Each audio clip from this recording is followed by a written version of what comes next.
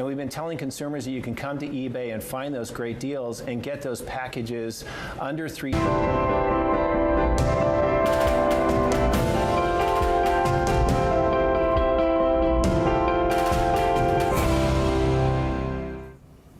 The all-important Gujarat verdict is in. Patels, farmers, businessmen, who voted how? That's really important because Gujarat could help foretell some of the trends that will take place in the big general elections in 2019. And to deep dive into those trends, analyze them and explain what they mean, we have with us on this special show on Bloomberg Quint, Praveen Chakravarty. He's Bloomberg Quint's contributing editor and also a fellow at the IDFC Institute. Praveen, hi. I know you've done a bunch of data crunching overnight. What are some of the key findings that you have that you'd like to share with viewers? Sure. Thank you, Menka. So the BJP won the Gujarat state elections yesterday. When given a choice to vote for the BJP, a higher percentage of voters voted for the BJP in 2017 than in 2012. But a fewer percentage of voters voted compared to 2014.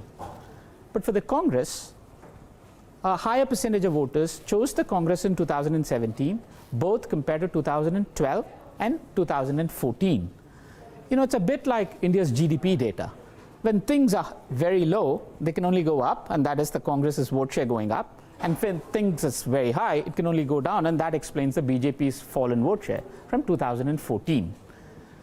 What we'll do now is to actually look deeper into the numbers in terms of where the BJP gained and lost, and similarly for the Congress. So what we've done is we've categorized each assembly constituency in Gujarat on 4 broad parameters: urban-rural, high income, low income, high percentage of youth in a constituency versus low, and a high percentage of Muslim voters in a constituency versus low.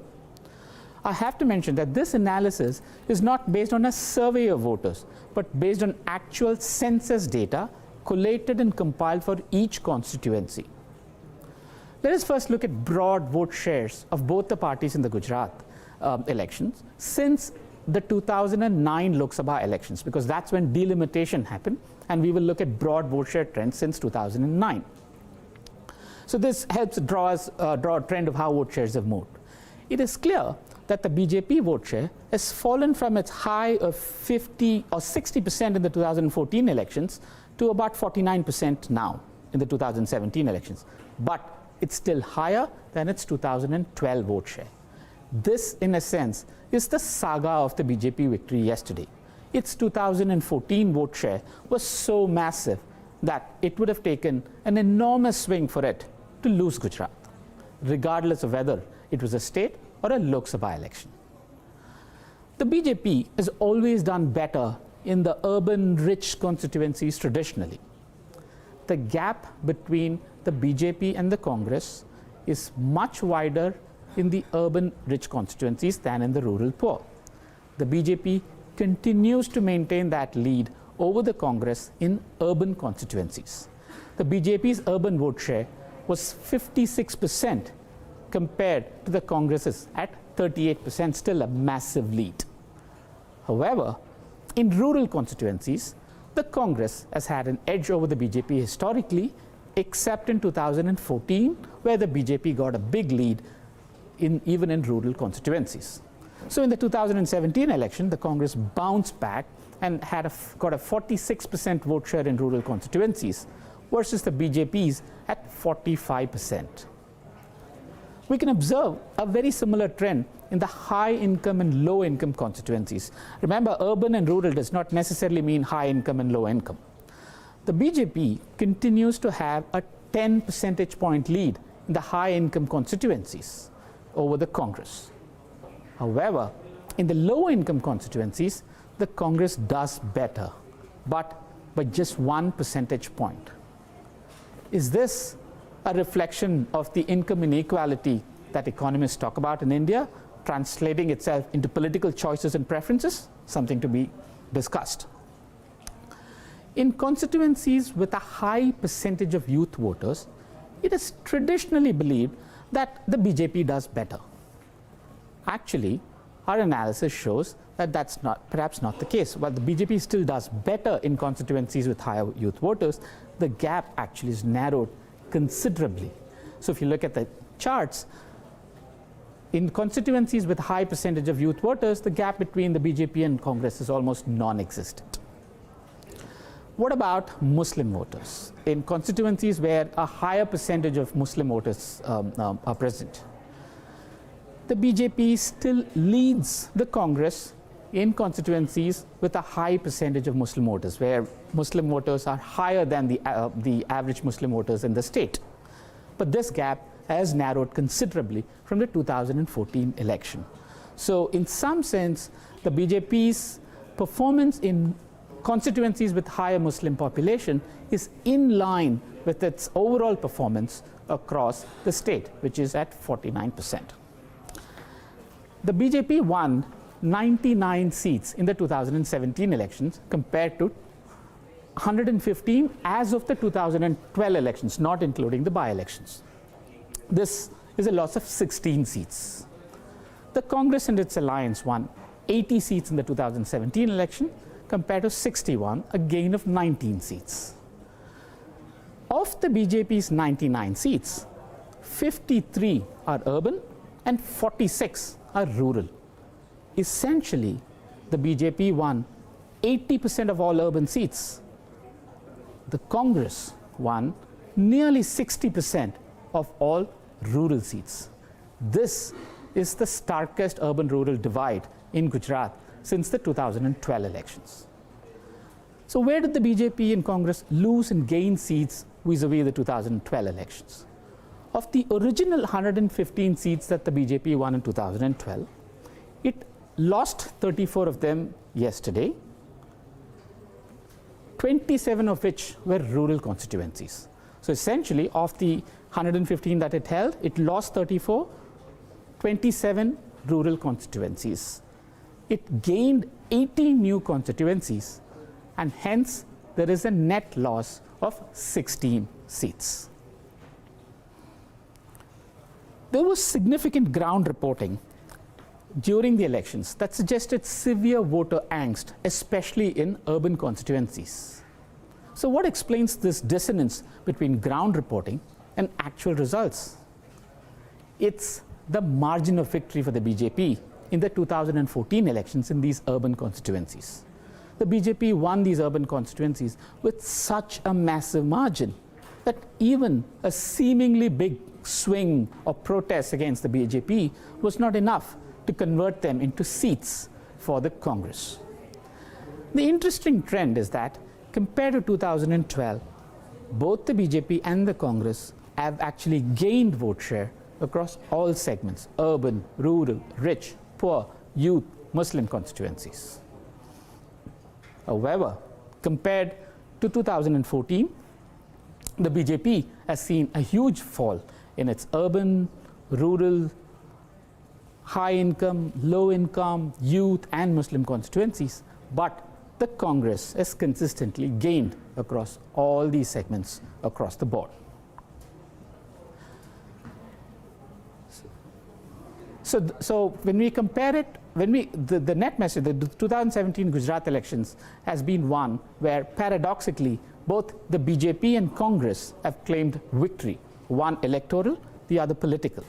The Congress claims that this is the lowest tally of seats for the BJP in 20 years and its highest in 25 years. The BJP claims that it has won Gujarat for an incredible 6th consecutive time and is undefeated for 2 decades. Both are absolutely right. The real question, though, is what does this Gujarat state election portend for the 2019 Lok Sabha elections? Don't you just love data, right? It'll tell you pretty much any story you want to be able to tell. But I think first let's start by establishing where is this data from, because you have some unique data across urban, rural constituencies. That's common, but high income, low income, Hindu, Muslim. So where have we sourced this data from? Yeah, so Menika, that's an important point. It's a very good question, because typically this data comes from surveys that different agencies do, or sometimes people just make up data. This data is actually from the census and the NSSO data, which is official data. Okay. We engaged with a firm called DataNet, where they collated this data village by village and compiled them to come up with assembly constituency characteristics. So it's actually official data. This is not based on survey data. So in that sense, if people had problems with the questions, then they have problems. If people have questions with problems with the data, then they have problems with the official data. Okay, fair enough. I know that part of this effort was to try and get a sense of what these voting trends foretell for 2019. But before we get there, some critical points that you made through the various graphics that you showcased, in this, and that is that versus 2012, the BJP has lost, vote share, if I may call it so, or at least let me put it this way, more generically, support from the Muslim constituencies or Muslim voters. It has lost support from youth voters, and it has lost support from rural voters, right? Those are the three key areas where, compared to the last assembly elections, the BJP seems to have lost support. Yeah, see, traditionally Indian elections have, we all know of them as through religion and caste lines. I think what this is telling us is the political economy of the urban-rural divide. And that is translating into political preferences. The BJP won 80% of all urban seats, but won only 40% of rural seats. So they won urban and high income. Yeah, urban and high income. That's where the bulk of their support comes from. And that's not surprising at all, because that's been traditionally the upper middle class voter has been the BJP voter, right? That's true. But then the rural support was not, the difference between the urban support and the rural support was not as wide as we saw yesterday. So this gap is the starkest. Right. Yes, the BJP has traditionally done better in urban, but the gap between urban and rural support for the BJP is the starkest. Yeah. Because the Congress won nearly 60% of our rural seats in yesterday's election. You made a point when you were laying out the graphics where you said, right at the beginning, where you said that the Congress had fallen to such a low that there was only one way they could go, and that was up, right? Maybe that explains the gains that the Congress has made. But when you try to analyze the losses that the BJP has made and what they mean for how the BJP will react here on, because we've got three, I think, right? State elections coming up in 2018, and then the general elections in 2019. How would you interpret what the economic policy reaction will be from the government, the central government that is, in order to deal with these losses? That is the rural agrarian voter, the youth voter, and I suspect that, I'm not sure you can do anything from a community point of view, but the Muslim voter as well. Sure. See, I think if from the BJP's perspective, especially from a policy perspective, one thing is clear: there are diminishing returns from the urban high-income constituencies. There's only so much that they can further gain. So then the natural strategy would be to try and do something to get more of the rural. Correct. So perhaps that's what the economic policy or policy priorities will be going forward. Then the big question is, the Congress promised farm loan waiver. The BJP did not. And the Congress won 60% of all rural. The BJP did not. Yeah, well. Does that tell us something? Should we learn something from this? I'm just asking these questions based on the facts that we know, right? Yeah, well, all of us are moral hazard warriors. So, but I think that the polity is telling you something in this, right? Clearly, right? I mean, if the gap is so large and there is diminishing returns to your urban high-income segment, then your natural tendency would be to try and do something to get this voter. Does that mean farm loan waiver and other such policies? We don't know, but clearly the facts tell us something. Yeah, I think that's been the key takeaway that most economists and brokerages since last night have been trying to put together in their, what happens to markets and economic policy here on, and everybody said maybe the only way they can move back the agrarian voter, the rural voter, is to sort of spend more time, effort and money on the rural economy, and that's possibly the tint with which the budget will be colored in February next year, right? But I'm not sure it's that simple, because I mean, you've put it down to farm loan waiver equals Congress support, but it can't necessarily be that simple. Surely, Yeah. I'm simplifying it, but I'm just pointing that out as a policy question. I mean, I'm sure there are many other factors that worked in Congress's favor in the rural areas, but the policy measure was there was one party that announces and the other one did not, and there's a reflection in the vote share. So, of course it could be. I also actually think, Menaka, this is, I mean, now wearing my political economist hat, this is somewhat a reflection of what other economists have been warning us about, which is inequality. It could be income inequality, it could be economic inequality, it could be inequality of opportunity, but the divide is now starting to show up in political preferences of people. And that is something that I think could be actually tackled with policy. Why are you think starting to show up? I mean, voting has always been on these lines, right? The divide. Okay, the divide. All right, fine. The gap. I'm curious, you did not present any data that explains, two things. One is there was so much anguish over GST in Gujarat. The textile traders, the diamond traders, the gems and jewelry guys. But in those areas where these industries are dominant, BJP still seems to have come up trumps. That's one. And the second bit where you've presented no data is the entire Patidar, sort of movement and the movement for reservations, which is also a socio-economic policy movement. And yet that seems to have won BJP, quite a bit of support as opposed to winning the Congress presence there. So, see, I always warn people when they want to draw inferences from electoral outcomes, not to just look at headline win or loss, but go one step deeper in terms of vote shares. Because vote shares is what tells you about people's support for a certain policy or not. So let's take your first question, the GST and demonetization. Right. So the premise here is urban districts were affected a lot by GST, but the BJP continued to retain urban districts, so perhaps it's not that big a deal. But let me tell you what vote shares tell us. Ahmedabad, Surat, Gandhinagar, Rajkot, Jamnagar, Baroda, all urban districts. The vote share loss for BJP in these urban districts compared to its 2014 high is higher than its overall vote share loss across the state. In other words, the BJP lost more votes in these urban districts from its 2014 election than it did in the rest of the states. Does that still tell you that people were unhappy about GST, people were happy about GST, or they didn't care? What it merely tells us is the BJP's margin was so high in these urban segments that whatever angst was there against GST or other such policies was not enough for them to lose these seats. But clearly there's been a big decline in vote share, more than their vote share decline across the other parts of the state. I've got to ask you this question. I'm sorry it may sound simplistic, but when we compare assembly elections, should we not compare to assembly elections? I mean, I know you extrapolate, and a lot of people do that, extrapolate the general elections data, and you break it down into assembly constituencies and rework it and reverse engineer it. But is that fair to do? I mean, doesn't the voter vote differently when he's electing a state government versus a central government? So it's one of those classic perpetual myths about Indian elections, that voters vote differently for state elections and Lok Sabha elections. There is no empirical evidence to prove that. To the contrary, I have shown using my research that there is evidence to show that people actually don't distinguish between the two. When elections are held simultaneously, people choose exactly the same party for both. See, there's a famous saying in electoral politics, all elections are local. So, yes, there are issues that are different. Yes, there could, you would expect people to vote differently. But at the end of the day, people's voter preferences depend on what they feel about a certain party at that point in time. So I choose 2014 because it's the most recent. Okay. That's the only reason. Okay. So you explained why Surat went the BJP way despite the GST anguish, but you haven't explained why, despite the Patidar protests, we saw large areas or large constituencies, vote in favor of BJP. It's because I work only with official data and I want empirical evidence, and we do not have caste census that is officially released in the country.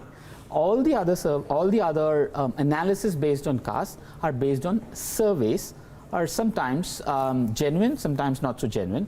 Hence, I do not have any information on Patidar or other caste-based voting preferences. So there's no data to really allow us to official data to allow us to explain what those trends are. I think everything else is based on presumption or just individual analysis. Absolutely. Right? Yeah. Okay. So I suppose the big question then is, what does this mean for 2019? Yeah, it's the classic question. Again, I'll tell you, some of your viewers may relate to this, which is in the world of economics and business, we are used to scenario modeling, right? Oil prices will be this much, and hence we will model this. GDP growth will be this much, and hence we will forecast this. That's all we can do from a 2019 perspective, right? State elections, there is a series of elections. So that we could build a scenario and tell people what it means for 2019. So first, we have to understand the 2014 electoral victory of the BJP. Right. the BJP won 90% of its seats, of its tally of 282, from 12 core states. Of the 29 states, the remaining 17 do not matter for the BJP electorally. Okay, so the dependence and reliance on 12 core states is extraordinarily significant. Yeah? Of the 12 core states, 7 states have seen an election after, state election, after the 2014 Lok Sabha elections. Right. Yeah? So it's reasonable to look at these 7 states and find out how the BJP support and what it would mean for 2019. If I do this analysis, which includes Uttar Pradesh, Bihar, Maharashtra, Assam, Jharkhand, Haryana, Delhi, Gujarat, from the 2014 tally of 282, the BJP is perhaps down by about 36 to 40 seats, Lok Sabha seats. If I just merely, again, remember this is scenario. Of course, people could say, oh, this is just numbers and now engineering, but that's all we're doing here. Yeah. Scenario analysis, right? So if I just look at it from that perspective, the 282 now stands more at 245, which means the BJP has to gain seats in other states, in its non-core states. In the non-core states, the states that have seen elections, West Bengal, Tamil Nadu, Kerala, since the 2014 election, the BJP has not gained anything significantly to make up for the loss. So at this point in time, if you ask me what this portends, there is a clear decline from the 282 for the BJP from a 2019 perspective. It is still unclear that this can be made up from its non-core states. And remember, we still have Karnataka, Chhattisgarh, Rajasthan, Madhya Pradesh, all of them are core states for the BJP. Yeah. So we've got a couple of minutes left on the show before we run out of time and hand it over to the next show. But obviously, the BJP understands these numbers as well as you and I do, right?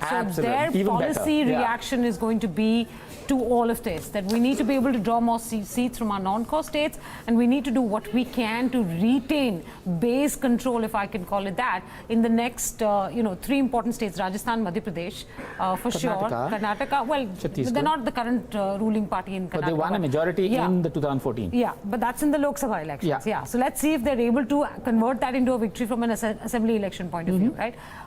Any quick sort of things to watch out for, next year in terms of policy reaction or reaction by the party to be able to do exactly this? I think the policy, the policy choices will be about how do we minimize this gap between high income, low income, rural, urban, and this transcends across states. Now you could argue Rajasthan is perhaps more rural as a state compared to Gujarat, hence it's perhaps more important in states like Rajasthan. Remember the BJP won 25-0 in Rajasthan, 26-0 in Gujarat. So these are big states where that matter a lot, and they are much more rural than states like Tamil Nadu or Maharashtra or Gujarat. So I would, if you were to ask me to bet more rationally, then I would say I would see a clear shift to attracting the rural poor voters. Okay, that does not distinguish it much from what the Congress strategy has been over several decades in this country. So it'll be interesting in 2018 to watch that. Well, entirely out of time, but here's where you can read more about Praveen's work. BloombergQuint.com. You can, of course, follow him on Twitter. He's at Pravchak. But, come to us on our site and you can read a bunch of election analysis, economic analysis that Praveen has done, as well as what he has just presented in the last 20 minutes to you. So thanks very much for watching. And the next show coming up now at 11:30 is Trend Spotting.